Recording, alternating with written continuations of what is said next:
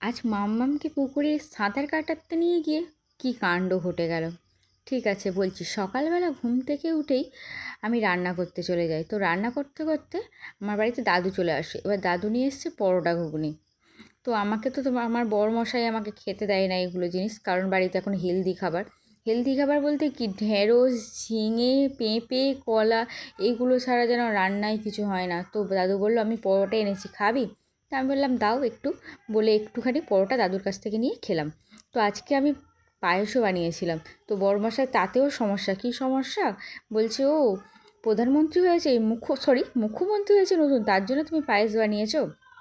ঠিক আছে। তো খাওয়া দাওয়া করে বেরিয়ে পড়েছিলাম মামামকে নিয়ে সাঁতার শেখাতে। তো ওকে সাঁতার শেখাতে গিয়ে কী কাণ্ড, একটা সোরেল সামনে টপ করে উঠে পড়েছে।